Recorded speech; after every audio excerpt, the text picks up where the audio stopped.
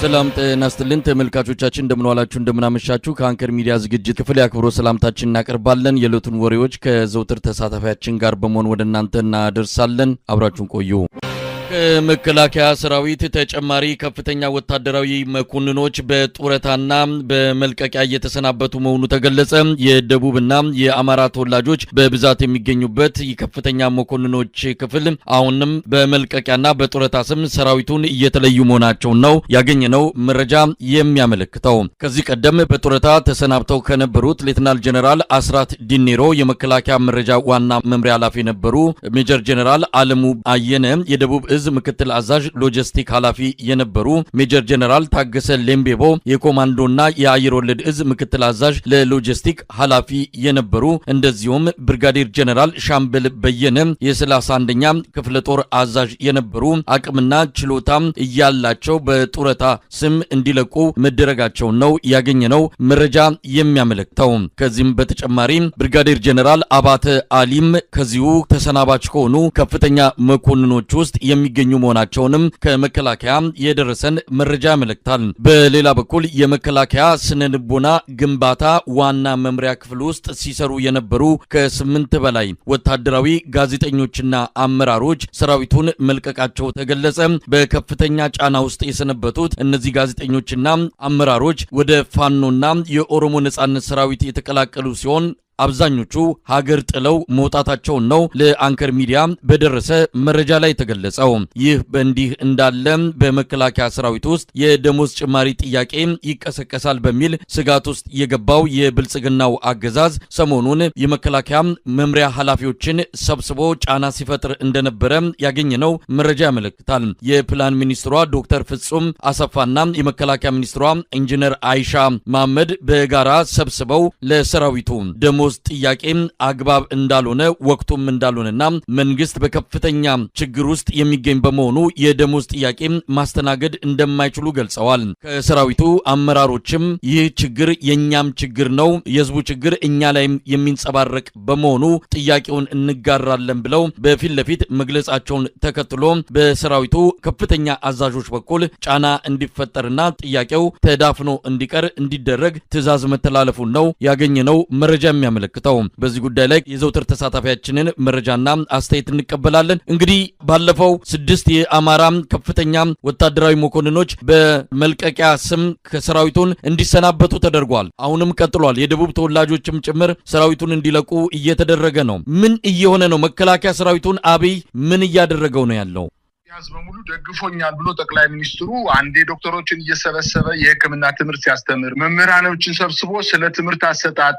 አጠቃላይ ስለ ኢትዮጵያ የትምህርት እድገት ላይ ትምህርት ሲሰጥ የኪነ ጥበብ ባለሙያዎችን ሰብስቦ ስለ ኪነ ጥበብ አጠቃላይ ፋይዳ ሲያስተምር የነበረ መጨረሻ ላይ ውሸታም በጣም አጭበርባሪና በጣም የኢትዮጵያን ሕዝብ አታላይ መሆኑ እየታወቀበት ሲመጣ የሲቪል አስተዳደሩ ከሱ እጅ እየወጣ እንደመጣ የኢትዮጵያ ሕዝብ ከሱ እጅ እየወጣ እንደመጣ ስላወቀ መጨረሻ ላይ ያደረገው ምንድነው የመጨረሻ ምሽጉ ያደረገው መከላከያ ሰራዊቱን ነው መከላከያ ሰራዊቱን የመጨረሻ ምሽግ አድርጎ በዛ ውስጥ ያገዛዝ ዘመኑን ለማራዘም ከፍተኛ ጥረት አድርጓልኝ የራሱን አባላቶች በተለይ የራሱ ደጋፊዎች የውስጥ የቅርብ ሰዎች ናቸው የሚላቸውን ከፍተኛ ማዕረግ እየሰጠ ያለ አቅማቸውና ያለ ትምህርታቸው ድግ አድርጎ ከላይ እያስቀመጠ አንዳንድ ቦታ ላይም ደግሞ የመከላከያ አጠቃላይ የደህንነት ተቋሙን አፍርሶ የተወሰኑ የራሱን ሬዲየስ አጥብቦ የራሱን ጀነራሎች መከላከያውን አጠቃላይ እንዲመርጁ በማድረግ ከሁለት በመክፈል እርስ በርሱ በማጋጨት ከፍተኛ ጥረት ሲያደርግ ነበር አሁን ደግሞ እንግዲህ የፈራነው ነገር መጣ ድሆ ይባላል የፈራው ነገር አሁን መከላከያ ከሱ እጅ ከወጣ ከእንግዲህ በኋላ የኢትዮጵያ ሕዝብ ሙሉ በሙሉ ከሱ ማስተዳደር እየወጣ የመጣ መሆኑን ስላወቀ መከላከያውን ከኢትዮጵያ ሕዝብ የተለየ ሊሆን ስለማይችል በተለይ የታችኛው አመራርና አጠቃላይ ሰራዊቱ ከኢትዮጵያ ሕዝብ የተለየ ኑሮ እየኖሩ አይደለም በበረሃ ውስጥ 6 እና 5 ዓመት አብይ ስልጣን ከያዘበት ጊዜ ጀምሮ በቀበሮ ጉድጓድ ውስጥ ራሱን ቀብሮ ብስኩት እየበላ ልብሱን ሳይቀይር ቅማል በብብቱና በካልሲው በፓንቱ ቅማል ቀምሎ ገላውን በማይታጠብበት ጫማውን በማያጥበት ባለበት ሁኔታ 4 እና 5 ዓመት በምሽግ የተቀመጠ ሰራዊት ይህን ሊያደርግ የግድ ስለሆነ ወደዛ እየወዱ ነው። ነገር ግን እነዚህ መልቀቂያ የጠየቁ ጀነራሎች አሁን አማራ ጀነራሎችን ለማሰናበት እቅድ ይዞ ነበረ። አሁን ደግሞ ሌሎች ጀነራሎች የደቡብ ጀነራሎች አንተ የጠቀስካቸው ጀነራሎች ከእጁ እየወጡ እያመለጡ ነው። አሁንም የፕሮፓጋንዳ ክንፍ የነበረው በተለይ የመከላከያ የፕሮፓጋንዳ ክንፍ የነበረው የስነልቦና ግንባታ መምሪያ ውስጥ ፍርስርሱ ነው የወጣው። 8 የፕሮፓጋንዳ ባለሙያዎች አመራሮችን ጨምሮ አንዳንዶቹ ወደ ፋኖ እንደተቀላቀሉ፣ አንዳንዶቹም ደግሞ ወደ ሸኔ እንደተቀላቀሉ፣ አንዳንዶቹም ደግሞ ከድተው ወደ ውጭ ሀገር እንደሄዱና ነገ በመንግስት ላይ ተመልሰው ፕሮፓጋንዳ ሊሰሩበት እንደሚችሉ ነው የሚገመተው። በአጠቃላይ በስርዓቱ ላይ የመከላከያ ሰራዊት ከእጁ ወጣ ማለት ምናልባት በጣት የሚቆጠሩ የኦሮሞ ጀነራሎች ከበው በክንፋቸው ሸፍነው የተወሰነ ሊያቆዩት ቢችሉም ነገር ግን አጠቃላይ በሰራዊቱ ላይ እየተፈጸመ ያለው በደል ከፍተኛ ከመሆኑ አንጻር የስርዓቱ የማምሻ እድሜ እያለቀ መሆኑንና ከእንግዲህ በኋላ በሰራዊቱ አመፅ ተነስቶ ከፍተኛ የሆነ ጉዳት ሊደርስ እንደሚችል ነው መረዳት የቻልኩት። ሌላው የፕላን ሚኒስትሯ ዶክተር ፍጹምን ጨምሮ የመከላከያ ሚኒስትሯ ኢንጂነር አይሻ የመከላከያ ከፍተኛ አመራሮችን በመሰብሰብ ሰራዊቱ አድማ ሊያስነሳ ብጥብጥ ሊያስነሳ ይችላል፣ በመንግስት ላይ አመፅ ሊያስነሳ ይችላል በማለትና በመስጋት የማብረር ስራ ለመስራት ተልከው ነበረ።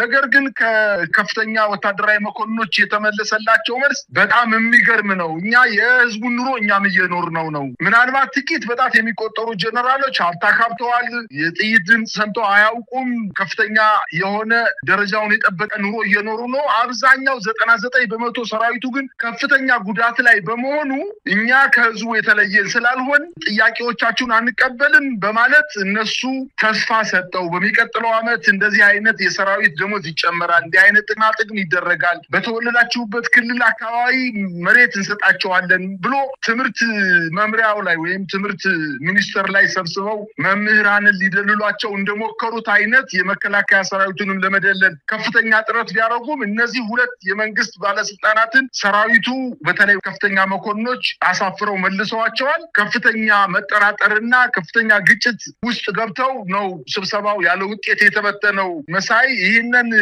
የመከላከያ አመራሮች ትዕዛዝ በመስጠት ወደ መከላከያ መምሪያዎች አውርደው በሰራዊቱም ላይ መከላከያ መምሪያዎች ደግሞ ለበታች መኮንኖችና ለቢሮ ሰራተኞች ሙሉ በሙሉ ጉዳዩን እንዲያስገነዝቡ ለማድረግ ጥረት ያደረገ ቢሆንም መንግስት ይሄ ነገር ግን ከላይ ካናቱ ላይ ሙሉ በሙሉ ተገቶ ሀሳቡን ሳይወስዱት በሀሳብ ልዩነት ተበታትነው እንደሄዱ ነው የሰማሁት መረጃ የሚያመላክተው። እንግዲህ ከመረጃ ምንጮች ለማወቅ እንደተቻለው በአሁኑ ሰዓት የደሞዝ ጭማሪ ጥያቄ በሰራዊት ውስጥ በስፋት እየተብላላ እንደሚገኝ ይህንን የተረዱት የብልጽግና አመራሮች በፍጥነት ነው ሰራዊቱን በተለይ በመምሪያ ደረጃ በቅድሚያ እንዳያወያዩ ከዛም በተዋረድ እስከ ታች ድረስ መምሪያዎች ደግሞ የክፍሎቻቸውን ሰብስበው ተመሳሳይ የሆነ እንዲህ አይነት ጥያቄን ገና ከፍ ሳይል በእንጭጩ መቅጨት ይገባል በሚል ይሄ ተልዕኮ የትእዛዝ ተሰጥቷቸው እያስፈጸሙ ያሉት ዶክተር ፍጹም አሰፋ የኢትዮጵያ ኢኮኖሚ አሁን ያለበትን ሁኔታ ወደፊት ተስፋውን በመግለጽ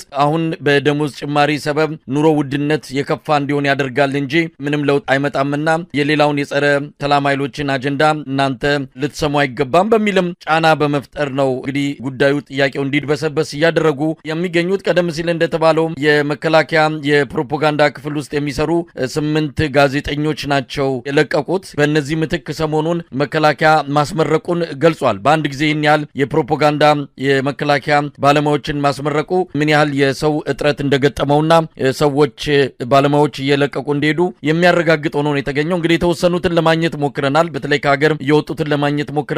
ከፍተኛ ጫና ውስጥ መሰንበታቸውን ነው የገለጹልን። ብሔር ማንነታቸው በተለይ በአሁኑ ሰዓት በአማራ ተወላጅነት ሰራዊት ውስጥ መቆየት እጅግ ከባድ እንደሆነ ነው የገለጹልን። ለዚህም ይመስላል አሁን በአሁኑ ጊዜ አመራሮች ጭምር ነው ጫና እየተደረገባቸው ተገፍተው ሰራዊቱን እንዲለቁ እየተደረጉ የሚገኙት። በተጨማሪ ጀነራሎች እየለቀቁ ነው። ተጨማሪ ጀነራሎች በጡረታ ስም እንዲሰናበቱ እየተደረጉ ይገኛሉ።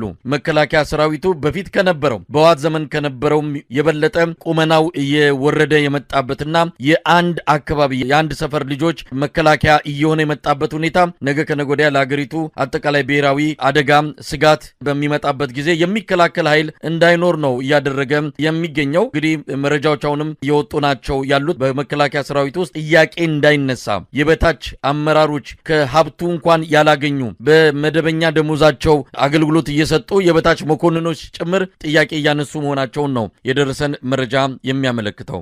መሳይ እኔ እስካሁን ድረስ በጣም ሲገርመኝ የነበረው በጣም በርካታ በመቶ ሺዎች የሚቆጠሩ የመከላከያ ሰራዊት አባላት 5 እና 6 ዓመት ምናልባትም ጠቅላይ ሚኒስትሩ ስልጣን ከያዘበት ጊዜ ጀምሮ በምሽግ ራሱን ቀብሮ ከፍተኛ ጉዳት ደርሶበት እየሞተ እንኳን ለቤተሰቦቹ መርዶ ሳይነገር የቀረበት አልባሳት በ2 ዓመት አንድ ጊዜ አንድ ልብስ እየሰጠ በአጠቃላይ በረሃብና በቸነፈር በችግር ውስጥ ያለ ሰራዊት እስከዛሬ ድረስ ጥያቄ ባለማንሳቱ በጣም ይገርመኝ ነበር። አሁን ግን በደሉ እየጨመረ እየመጣ መሆኑን የተረዳው የመከላከያ ሰራዊት አባላት በተለይ የታችኛው አመራርና ከፍተኛ ጉዳት የደረሰበት ሰራዊት አባላት ጥያቄ እያነሱ እንደመጡ እኮ በርካታ ቦታዎች ላይ በሚዲያ የተመለከትነው ነገር ነው። በአማራ ክልል እየተደረገ ባለው ጦርነት የተማረኩ የመከላከያ ሰራዊት አባላት የሚናገሩት ነገር ነው። እኛ ለፕሮፓጋንዳ ብለን የተናገርነው ነገር አይደለም። እኔ ይኸው በአመቴ ነው እርጥብ እንጀራ የበላሁትኝ፣ ልብሴን የቀየሩ ገላይን የታጠብኩት 6 እና 7 ወር ሆኖኛልኝ፣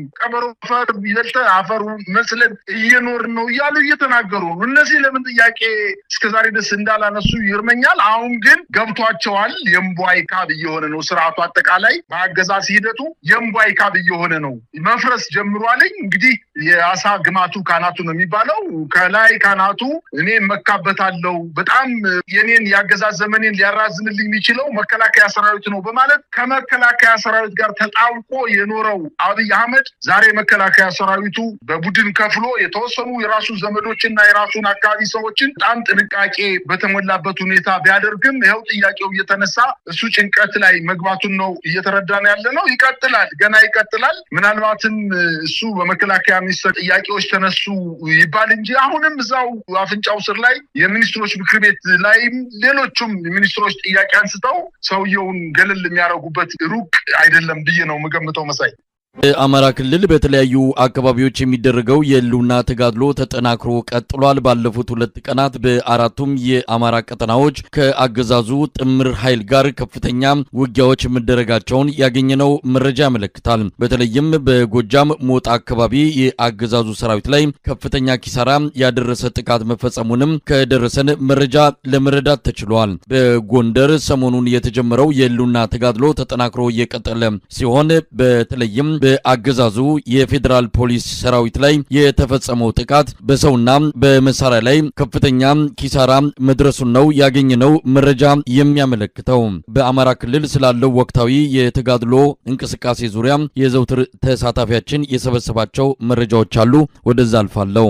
አመሰግናለሁ። በአማራ ክልል በተለያዩ አካባቢዎች አሁንም ውጊያው ተጠናክሮ እንደቀጠለ ሲሆን በተለይ በዚህ 2 ቀን ውስጥ በሞጣ ከተማ በቢቡኝና አካባቢው ድጓጽዮን በሚባሉ ወረዳዎች አካባቢ ወይም ቢቡኝ በተባሉ ወረዳዎች አካባቢ ሰፊ ቀጠና የሸፈነ በተለይ ደግሞ በዋናነት ከጎንጅን ቆለላ ተነስቶ በቀራኒዮ አድርጎ እስከ ሞጣ ድረስ የዘለቀና ከዛም አልፎ ወደ ድጓጽዮን ወረዳ የቢቡኝ ወረዳ ዋና ከተማ ድረስ የመብረቁ ተፈራ ክፍለ ጦር የተለያዩ ብርጌዶች በአካባቢው ተሰማርቶ በነበረው ያገዛዙ ጦር ላይ ከፍተኛ ጉዳት አድርሰውበታል። በተለይ በሞጣ ከተማ የተደረገው ትንቅንቅ እንግዲህ ከሞጣ ከተማ እዛ ምስራቅ ጎጃም አካባቢ የሞጣ ከተማ ትልቅ ወታደራዊ አገዛዙ ትልቅ ወታደራዊ ካምፕ አለ። ከዛ ካምፕ ተነስተው በአካባቢ ያለውን ኃይል ለማጥቃት አገዛዙ ጦር ሲንቀሳቀስ የፋኖ ኃይሎች በሌላ አቅጣጫ ገብተው ምሽጉን ተቆጣጥረው ከ80 እስከ 80 የሚደርስ የመከላከያ ሰራዊት ገለው ስናይፐር ሞርተሮችንና በጣም በርካታ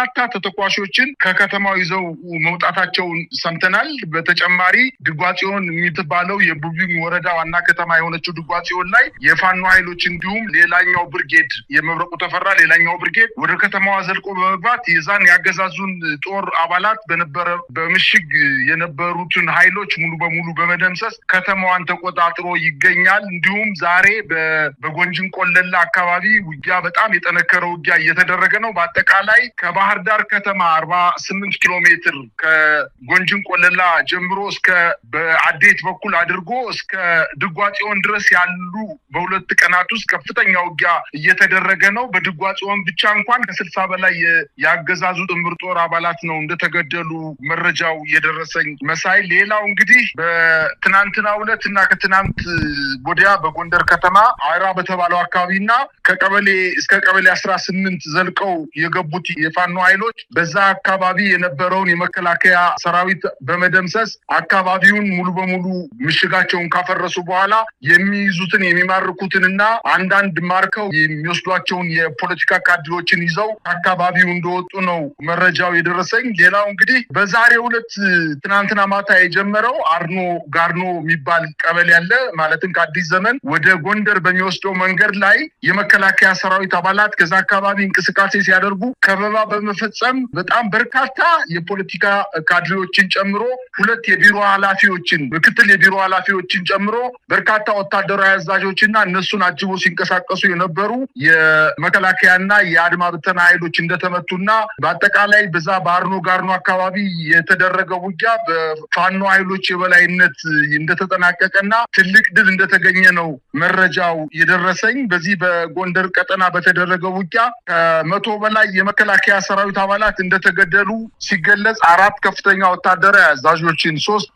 የራዲዮ ኦፕሬተሮችን፣ 3 የአድማ ብተና አዛዦችን፣ 1 የፖሊስ አዛዥን ጨምሮ ከ91 በላይ መሳሪያና ከ17000 በላይ ተተኳሾችን በምርኮ እንዳገኙ ነው መረጃው የደረሰኝ መሳይ። ሌላው በሰሜን ሸዋ የከሰም ክፍለ ጦር የነበልባል ብርጌድ 1 ሻለቃ ሙሉ በዛ አካባቢ ከሚንቀሳቀሰው የከሰም ክፍለ ጦር ነበልባል ብርጌድ በዛ አካባቢ የሚንቀሳቀሰውን 4ኛ ክፍለ ጦር የተባለውን የመከላከያ ሰራዊት አባላት 1 ሻለቃ ሙሉ ውስጥ ለውስጥ በተደረገ የማግባባት ሂደት አንዱ ሙሉ ሻለቃ ከነሙሉ ትጥቁ ከአካባቢው ተሰውሮ ፋኖችን እንደተቀላቀለ ነው የደረሰኝ መረጃ የሚያመለክተው። እንዲሁም በአቸፈር በትናንትናውና ከትናንት ወዲያ መንግስት በዛ አካባቢ ተንቀሳቅሶ ሲቪሊያንን በመግደሉ ምክንያት የአቸፈር አካባቢ ሁለቱም ምስራቅ ሰሜን አቸፈርና ደቡብ አቸፈር ያሉ የራሳቸው መሳሪያ ያላቸው መንግስት እየፈጸመባቸው ያለውን በደል በመቃወም ሙሉ በሙሉ አጠቃላይ በማዕበል በሚመስል ህዝባዊ ማዕበል በሚመስል ደረጃ ገበሬው እርሻውን ትቶ ቤቱን ትቶ ከፋኖ ኃይሎች ጋር ተቀላቅሎ በአካባቢው ላይ በነበረው የመከላከያ ሰራዊት ላይ ከፍተኛ ጉዳት እንዳደረሰ ነው የደረሰኝ መረጃ የሚያመለክተው። ሌላው ዛሬ ከሰዓት በኋላ አሁን አንተና እኔ እየተነጋገርን ባለንበት ሰዓት በሰከላ ወረዳ የፋኖ ኃይሎች ወደ ከተማዋ ዘልቀው በመግባት ከተማዋ ላይ የነበረውን የመከላከያ ሰራዊት በመምታት ከተማዋን መቆጣጠር መቻላቸውን ነው የደረሰኝ መረጃ የሚያመለክተው።